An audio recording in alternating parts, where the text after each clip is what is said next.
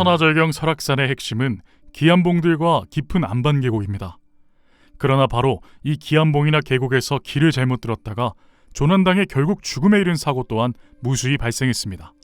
사고자들은 거의가 방심했다가 길을 잃고 방황하던 중 탈진한 데 이어 저체온증에 빠져 죽음에 이르는 순서를 밟았습니다. 설악산에는 이렇게 길을 잘못 들어서 조난을 당하고 나는 마의 포인트라고 부를 만한 지점들이 있습니다. 대청봉 등행 최단거리 길이어서 특히 많은 사람이 찾는 오색 코스에 우선 이런 지점이 두어 군데 있습니다. 오색을 출발, 대청봉 쪽으로 가노라면 1.8km 지점에서 능선 자락을 슬쩍 타고 넘어가게 됩니다. 과거 여기서 왼쪽 끝천봉 능선으로 잘못 들어선 사고가 여러 번 발생했습니다. 지금은 출입이 금지된 폐쇄 등산로입니다. 여기가 바로 오색 코스에서 끝청 능선길로 갈라지는 지점입니다. 지금은 안내판도 잘 설치되어 있고 폐쇄되어 있지만 과거 어둡거나 눈이 덮여 길이 보이지 않을 때 이 끝청 능선길로 잘못 들어서는 경우가 있었습니다.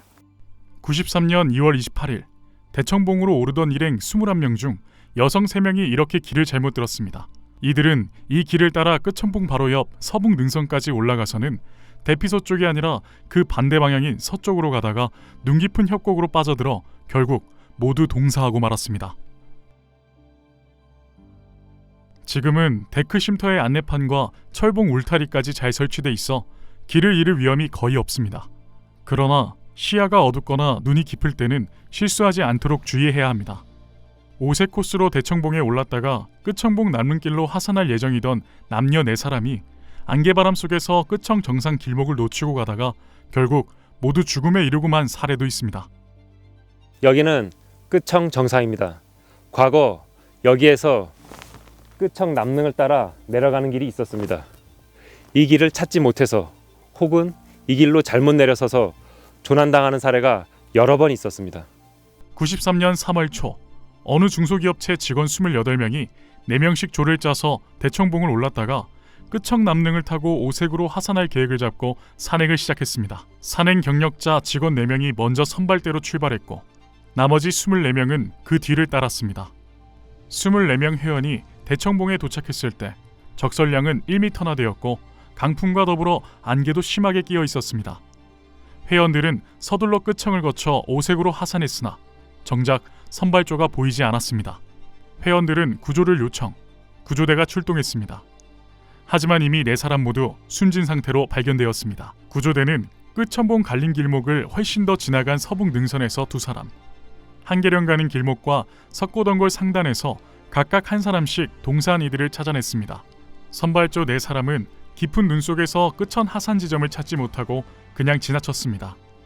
심한 바람과 깊은 눈 속에서 결국 탈진했고 그중 2사람이 구조를 요청하려 나섰으나 끝내 길을 찾지 못하고 헤매다 죽음을 맞은 것으로 보입니다. 대청봉에서 오색으로 내려가는 길 도중의 설악폭포 바로 위 계곡도 간혹 길을 잃는 사고가 났던 지점입니다. 계곡에 걸쳐진 다리를 건너자마자 오른쪽 언덕길로 올라가야 하는데 무심코 왼쪽 설악폭포 방향으로 계속 내려갔다가 조난당한 사례가 여러 번 있었습니다. 지금은 안내판과 데크 계단길이 잘 설치돼 있습니다. 하지만 어둡거나 데크가 눈으로 뒤덮여 있을 때는 여전히 주의해야 하는 지점입니다. 설악산 최장의 계곡 천불동은 1000개의 부처상이 있다는 데서 이름이 유래했을 만큼 절경이라 많은 사람이 찾습니다. 하지만 지류가 많아서 자칫 길을 잘못 들어 사고가 나곤 했습니다. 비선대를 지나 양폭대피소 방향으로 약 500m 정도 올라오면 바로 여기 설악골 입구입니다. 이 길은 천하대나 석주길 같은 암릉길을 등반하는 전문 산악인들이 이용하는 길로 이들의 발자국을 잘못 따라 들어갔다가 조난당하는 일이 없도록 조심해야 합니다. 설악골 입구에서 천불동 계곡을 따라 700m쯤 더 오르면 갈라지는 잦은바위골 갈림길도 마찬가지입니다. 오련폭포 직전에 지류 7선골로 잘못 들어갔다가 조난당한 사고도 있었습니다. 계곡은 내려갈 때보다 올라갈 때 특히 지류로 잘못 들어설 위험이 높습니다. 길을 제대로 찾지 못해 죽음에 이른 대표적인 예가 1993년 12월 17일 발생한 공룡능선 조난사고입니다. 대학생 4명이 사전 정보도 없이 갔다가 길을 잃고 탈진해서 결국 2사람이 그만 목숨을 잃고 말았습니다. 이 사고는 준비 소홀, 리더의 부재 등 조난 사고의 여러 요인과 과정을 총체적으로 보여준다는 점에서 교훈적입니다. 당시 군 제대 후 복학생이었던 4사람은 기말 시험 후 오대산 종주를 계획했습니다. 하지만 출발 직전 휴식 연재로 산행이 불가함을 알고 설악산 공룡 능선으로 산행지를 바꾸었습니다. 일행 중 설악산 경험자는 박군이 수학여행 때 비선대까지 다녀온 정도였습니다. 이들은 12월 16일 설악산 북쪽 백담상장까지 들어가자고 다음날 아침 8시경 출발했습니다. 출발 후 잊은 물건을 찾거나 라면을 끓여 먹느라 시간이 지체되어 오후 2시경에야 마등령에 올라섰습니다. 여기 마등령에서 희운각 대피소까지는 약 5km 정도입니다. 이 공룡능선 거의 전 구간이 기복이 심한 바위길입니다. 때문에 초행자들은 최소 4-5시간이 걸립니다. 게다가 12월 중순은 연중 낮이 가장 짧은 시기입니다. 오후 2시에 시작하였다면 희운각 대피소에 다다르기 전에 해가 저물 것이 거의 확실했습니다. 그러나 이들은 성큼 공룡능선으로 들어섰습니다. 마등령에서 약 2km인 1275봉 쉼터까지는 2시간 만에 무난히 도달했습니다. 하지만 그 후부터 자꾸만 길을 잃고 우측 가야동 계곡 쪽으로 잘못 빠져 내려갔다가 올라오곤 했습니다. 눈이 적어서 앞서간 사람들의 발자국을 찾기 어려웠고 표지 리본도 잘 보이지 않았습니다. 오후 5시경 평소에 체력이 좋았던 이군이 힘들어하며 걸음이 느려졌습니다.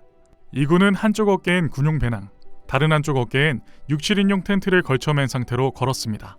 이렇게 불편한 상태로 무거운 텐트를 지고 걷다가 먼저 지쳐버린 것입니다.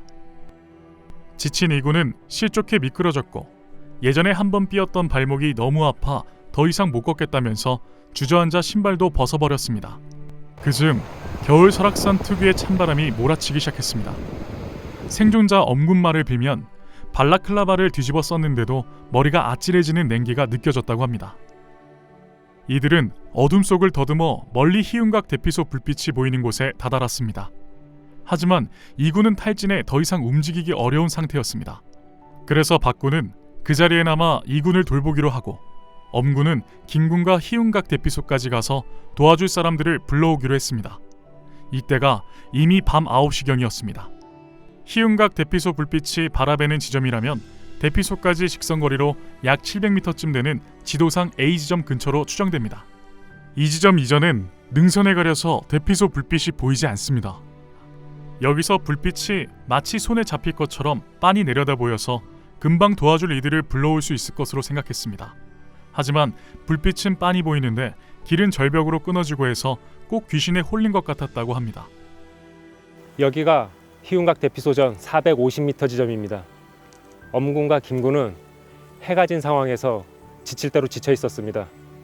때문인지 제대로 된 길을 찾지 못하였고 여기 편안해 보이는 가야동 계곡길로 잘못 들어서고 말았습니다. 엄군은 지친 김군과 구르고 미끄러지면서 내려가 가야동 계곡 물줄기를 만났습니다. 발자국들도 보였습니다. 여기서 엄군은 왼쪽 위로 올라가야 했습니다. 그랬다면 30분도 걸리지 않아 희운각 대피소에 도착했을 것입니다. 하지만 안타깝게도 두 사람은 발자국들을 따라서 대피소와 반대 방향인 아래쪽으로 발길을 옮겼습니다. 주변 지형에 대한 개념이 거의 없었던 데다 심신이 지친 상태여서 침착하게 생각할 여유가 없었던 것으로 보입니다. 뒤따라오던 김군이 기어이 주저앉았습니다. 자신을 그냥 놔두고 얼른 혼자 내려가 구조 요청을 해달라고 했습니다. 어쩔 수 없이 혼자 하산을 계속하던 엄군은 졸음이 너무 심해 좀 자고 가려고 어느 바위 아래에서 불을 피웠습니다. 불을 쬐다가 나무가 더 필요해서 나뭇가지를 주우려고 나섰다가 그만 미끄러지면서 물 웅덩이에 빠졌습니다. 간신히 기어나온 엄군은 불씨가 꺼지면 죽을 것이란 공포감에 휩싸여 탈만한 것은 모두 불태웠습니다. 나중엔 라면과 쌀까지 태우면서 허벅지 안쪽 바지가 타는 줄도 모르고 모닥불을 감싸 안고 버텼습니다. 자면 죽는다는 생각에 줄담배를 피우면서 졸음과 싸웠습니다. 그러다가 동이 훤히 터오면서 다시 걷기 시작해 오전 9시경 겨우 수렴동 대피소에 다다를 수 있었습니다. 엄군은 두어 시간 잔 뒤 혼자서 백담상장까지도 걸어 내려갈 만큼 회복되었습니다. 하지만 김군은 희운각 대피소로부터 2km 아래 계곡가에서 주검으로 발견되었습니다. 공룡 능선에 남은 박군은 텐트를 쳐보려다가 장소가 좁아서 포기하고 텐트 플라이를 뒤집어쓰고 이군을 아는 채로 구조대를 기다렸습니다. 산장에서 침낭을 빌릴 생각을 했기에 침낭은 없었습니다. 그는 이군에게 계속 말을 시키다가 대답이 없으면 욕도 하고 따귀도 때리면서 정신을 차리게 했습니다. 하지만 이군은 헛소리를 하다가 나중엔 신음소리를 내더니 결국 자정 무렵 호흡이 멎었습니다. 박군은 이군의 가슴을 치다가 인공호흡도 했지만 이군은 깨어나지 않았습니다. 엄군이 구조대와 올 것이라 생각한 박군은 간혹 랜턴을 켜서 플라이 밖으로 휘휘 돌리고 소리도 지르며 자신의 위치를 알렸습니다. 배가 고팠지만 배낭 속에 든 먹을거리를 꺼내다가 혹시 플라이가 날아가 버리면 어쩌나 싶어서 움직일 엄두를 내지 못했다고 합니다. 그래도 박군은 목숨을 잃지 않고 살아났습니다. 졸다가 깨곤 하던 박군은 다음날 새벽녘 희운각 대피소에서 출발한 등산객 2명에게 발견되어 살아났습니다. 당시 박군은 두꺼운 네이 상하이에 파카와 골덴 바지를 착용하고 있었다고 합니다. 또한 새로 산 동계용 등산화에 모 양말과 모 장갑을 착용하였기에 박군은 목숨을 건질 수 있었던 것으로 생각됩니다. 반면 계곡에서 사망한 김군은 제대로 된 보온 의류라곤 오리털 점퍼 하나뿐, 군복 바지와 군용 전투화, 땀복에서 떼어낸 벙거지, 가죽 장갑 차림이었습니다. 겨울 보온 의류로는 부적합한 것들이었습니다. 현재 공룡능선 등산로는 사고 당시와 비교가 안 될 정도로 정비가 잘 되어 있습니다. 하지만 공룡능선 동쪽은 설악골, 잦은바위골, 천하대 암릉 등 전문 산악인들의 등반 루트가 여러 가닥 나 있습니다. 그들의 발자국이 뚜렷하고 또한 조망처럼 짤막한 샛길도 많아 초심자는 헷갈리기 쉽습니다. 서쪽 가야동 계곡 방면으로는 등산로로 착각하기 쉬운 왕경사 지류가 많습니다. 한마디로 공룡 능선은 거의 전 구간에 걸쳐 마이 포인트라 할 지점들이 이어지므로 각별한 주의가 필요합니다. 97년 정초에는 등산 경력 20년인 문모 씨가 지친 상태에서 가야동 쪽으로 내려가는 바람에 구조대가 찾지 못해 결국 사망한 일도 있었습니다.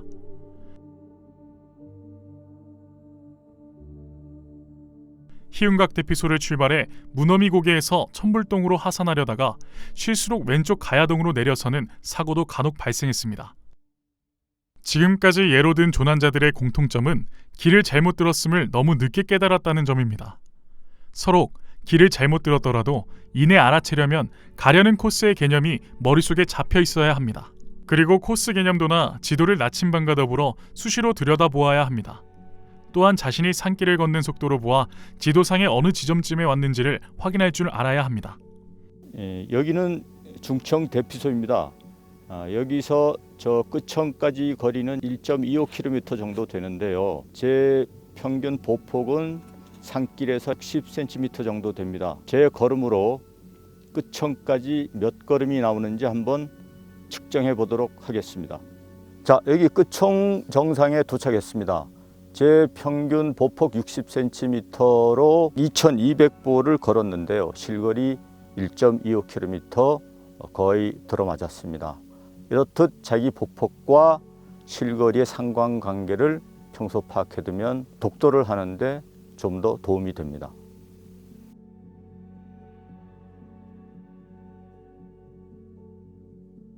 또한 길을 잘못 들었을 때의 징후를 잘 알고 있어야 합니다.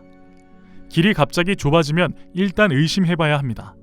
발자국이 희미해지면서 나뭇가지들이 자꾸 머리에 닿을 경우도 마찬가지입니다. 이렇게 길을 잘못 든 것 같으면 주 등산로까지 되돌아 나가야 합니다.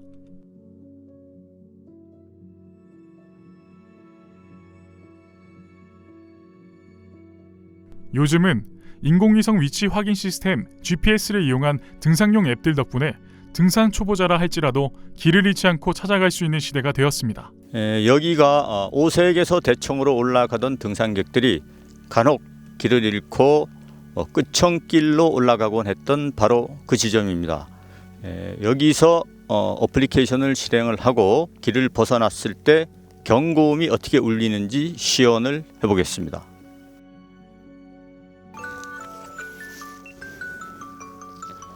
자, 이렇게 등산로를 벗어나게 되니까 경보음이 울렸습니다. 그러면 경고음이 멈출 때까지 제 길로 되찾아 내려가 보겠습니다. 스마트폰을 계속 들여다보면서 가야 하는 것도 아닙니다. 그냥 길을 따라가기 설정을 해두고 위성 신호가 잘 잡히게끔 투명 케이스에 넣고 걸어가다가 경고음이 울릴 때만 들여다보면 됩니다. 등산용 앱은 여러 종류가 있습니다. 무료이면서도 훌륭한 앱들이 있습니다. 어떤 앱을 쓰든 자신이 익숙하도록 잘 익히는 것이 가장 중요합니다. 잘 아는 산에서 여러 차례 사용해 보아서 앱의 정확성에 대해 확신을 가질 수 있어야 합니다. 그래야 비상 상황 시, 예를 들어 날이 저물거나 폭설이 내려 길이 잘 안 보이거나 할 때도 확신을 갖고 실수 없이 길을 찾아갈 수 있습니다. 길이 좀 헷갈릴 때는 방위도 확실히 파악해야 할 필요성이 종종 생깁니다. 이런 경우 사용할 나침반과 등산지도 또한 꼭 필요합니다. 어떤 스마트폰은 기본 기능으로 나침반이 내장되어 있기도 합니다. 하지만 앱의 지도와 나침반을 대조하며 봐야 할 경우가 많고 또 지속적으로 방향을 확인해야 하므로 별도의 나침반을 지니고 가는 것이 좋습니다.